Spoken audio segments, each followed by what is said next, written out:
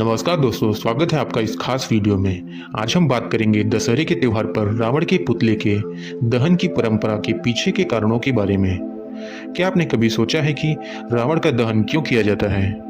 चलिए इस पर्व के महत्व को समझते हैं और जानते हैं इसके पीछे की बड़ी वजह। दशहरा, जिसे विजयदशमी भी कहा जाता है, नवरात्रि के 10वें दिन मनाया जाता है। इस दिन भगवान श्री राम ने लंकापति रावण पर विजय प्राप्त की थी। यह दिन हमें बुराई पर अच्छाई की जीत का संदेश देता है। रावण का दहन केवल एक त्योहार नहीं, बल्कि हमारे जीवन में सकारात्मकता और साहस को प्रेरित करने का एक तरीका है। अब आइए बात करते हैं रावण के व्यक्तित्व की। रावण एक विद्वान, तपस्वी और युद्ध कौशल में परंपरागत था। उसके पास 10 सिर थे, जो उसे 10 दिशाओं पर नियंत्रण रखने की क्षमता प्रदान करते थे। रावण ने ब्रह्मा जी की तपस्या की थी और अपने 10 सिरों में से एक एक करके आहुति दी थी। अंततः उसने ऐसा वरदान मांगा कि उसे मारना असंभव हो जाएगा।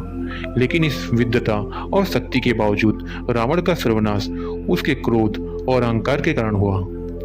भगवान राम ने जब रावण का वध किया तो इसे बुराई पर अच्छाई की जीत के रूप में देखा गया। रावण पर विजय प्राप्त करने के बाद इस दिन को विजयदशमी के रूप में मनाने की परंपरा शुरू हुई। रावण का दहन इसलिए किया जाता है ताकि हम अपने अंदर की बुराइयों को समाप्त करने का संकल्प लें। यह हमें यह भी याद दिलाता है कि भले ही कोई भी कितना शक्तिशाली हो, अगर उसमें अहंकार है तो उसका हार निश्चित है। हालांकि भारत के विभिन्न हिस्सों में रावण को अलग अलग तरीकों से पूजा जाता है। उदाहरण के लिए मध्य प्रदेश के मंदसौर के खानपुरा में रावण को जमाई मानकर पूजा की जाती है।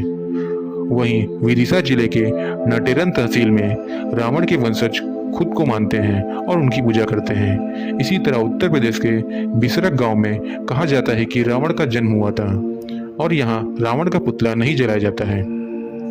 तो दोस्तों, जैसा कि हमने देखा, रावण का दहन केवल एक परंपरा नहीं, बल्कि यह हमें सिखाता है कि बुराई पर अच्छाई की जीत हमेशा होती है। यह पर्व हमें अपने भीतर की बुराइयों से लड़ने और अच्छाई के मार्ग पर चलने का प्रेरणा देता है। तो इस दशहरा रावण के पुतले के दहन के साथ साथ अपने अंदर की बुराई को समाप्त करने का संकल्प लें। जय श्री राम।